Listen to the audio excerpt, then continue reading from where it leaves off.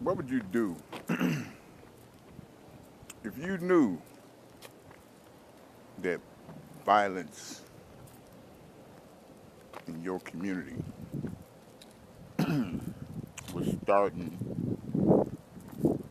to affect you mentally and psychologically?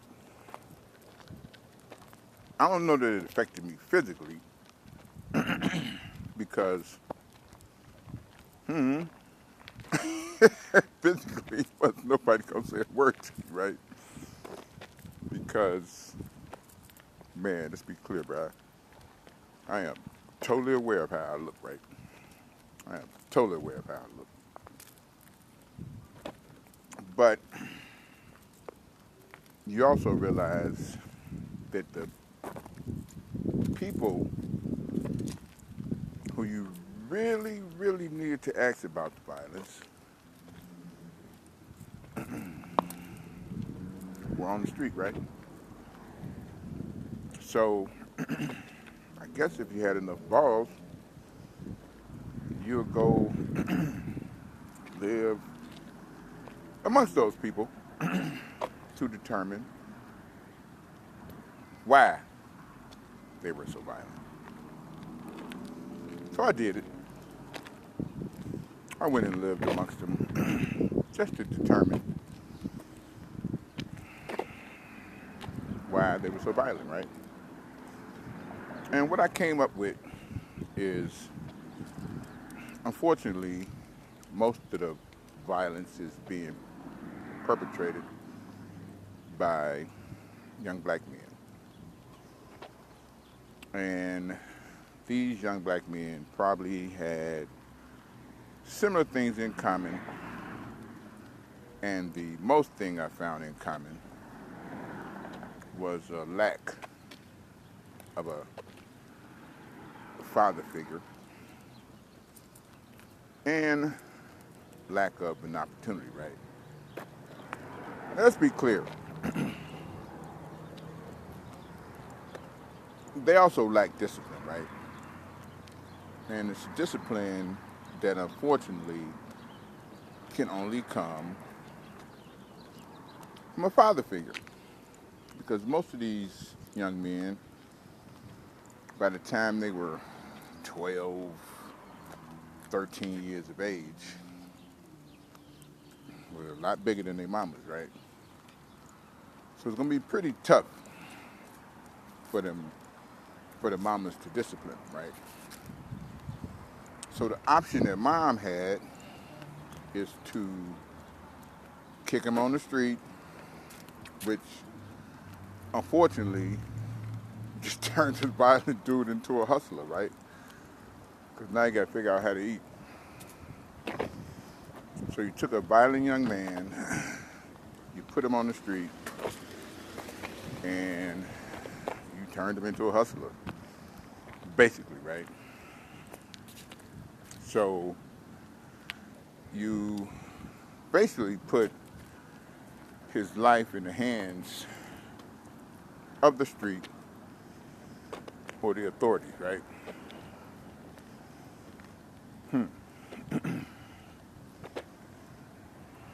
Black men do not like the police, right? Especially young black men or black men who had a history of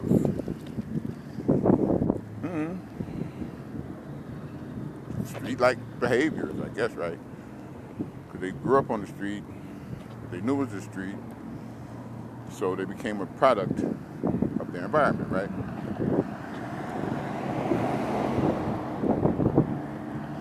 So I had to go see for myself. And I know what I ran into. I ran into a bunch of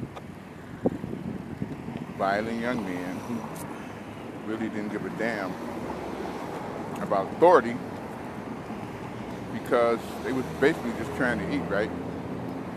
And of course, some of it was petty jealousy because that's what happens. Young, full of testosterone. That's what's gonna happen, right? It's no big deal. So I'm gonna share this with a lot of you people who ain't figured it out yet, right? So I basically had to adapt the look that they respected, right? I had to adapt the look that they respected in order to get them to trust and talk to me, right? Understand that there's a huge drug problem in the black community, right? There always has been a huge drug problem in the black community. So I guess if we understand that, and we understand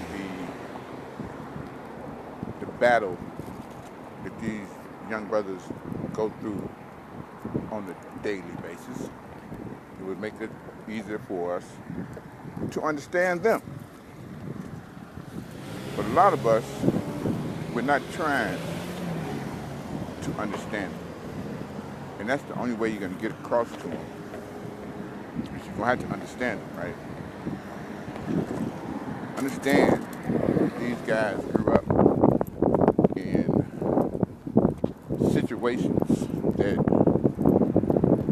man, I'm just be honest, man, the situations they grew up in turned to violent. You know what I'm saying? How do I know? Because I've talked to them, right?